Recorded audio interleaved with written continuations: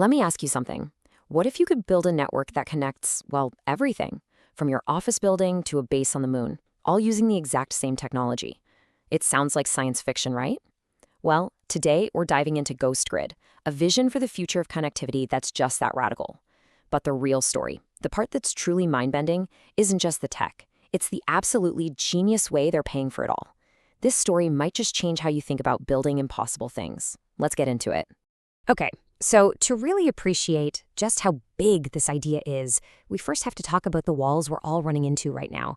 The way we connect our world, as amazing as it is hitting some really fundamental and really expensive limits.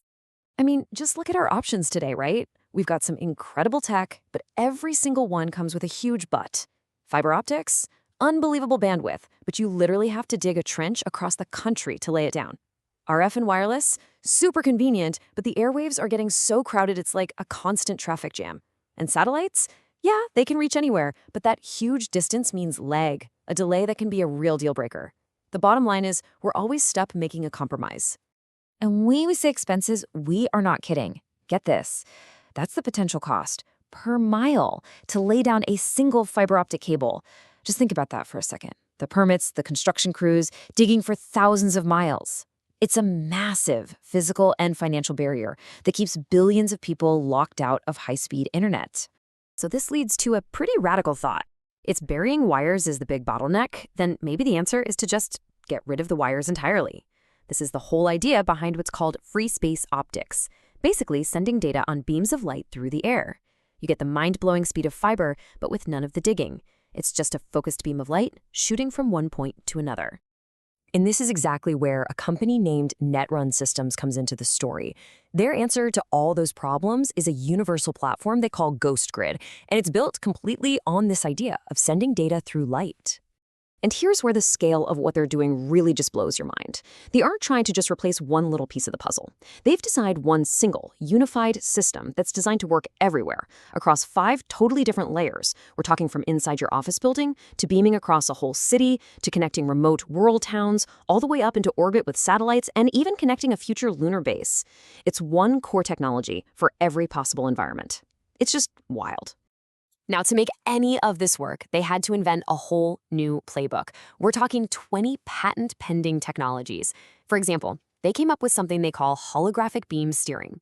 Forget thinking about one laser beam. This technology lets a single device control over 1,000 separate beams of light all at once.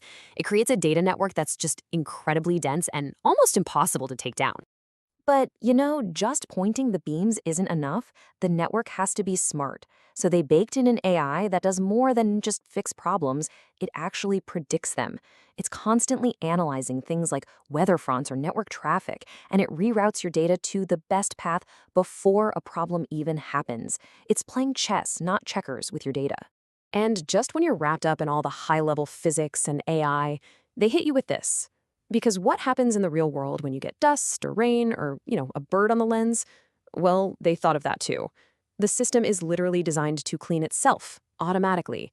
It's one of those small, brilliant details that makes the whole grand vision actually seem practical. Okay, so the technology is incredible. The vision is, frankly, out of this world. But this is where the story takes a really fascinating turn. Because this isn't just about the moonshot. It's about the accidental business that's making it all happen. And this is the question that should be bugging you right about now. I mean, come on. Developing even one of these things would be a massive win for a giant corporation. So how in the world does a small team pull off 20 of them all at the same time? And here is the secret. Here's the twist. The answer is, you don't. You don't invent 20 world-changing technologies. You build the tools that let you invent them. So meet their very first accidental product. To design a network made of light beams, you have to simulate some insanely complex physics. The software to do that either didn't exist or it cost a fortune. So what did they do? They just built it themselves.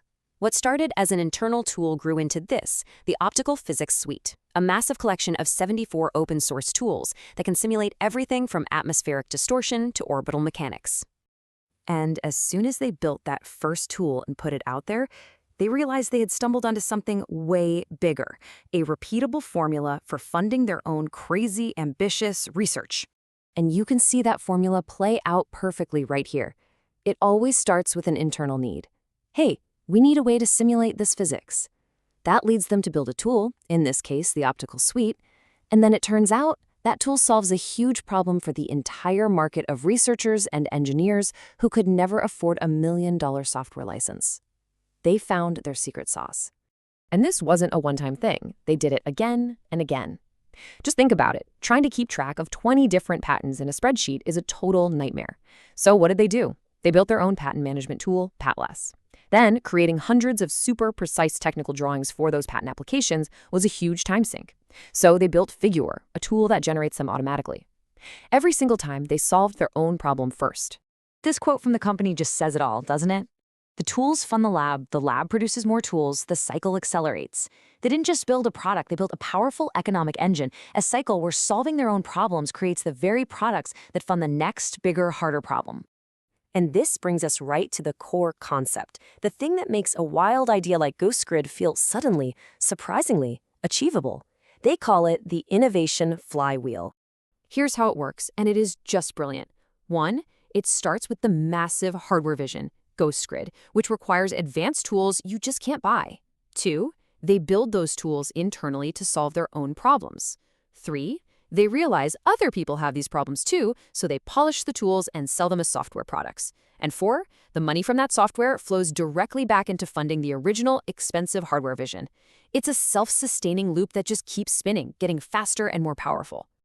And this isn't just some nice theory on a slide. You can see it right here in their funding strategy. Yeah, they are looking for traditional seed investment to actually build the physical hardware.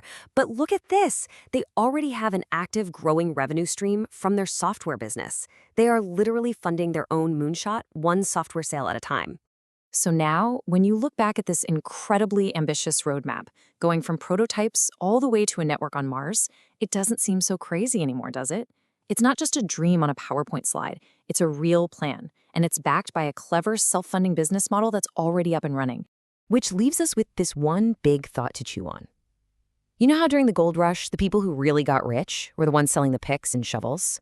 Well, in this new age of deep tech and gigantic goals, maybe the real secret to pulling off a moonshot isn't just having the vision. Maybe it's figuring out how to build and sell the shovels you need to dig for it first.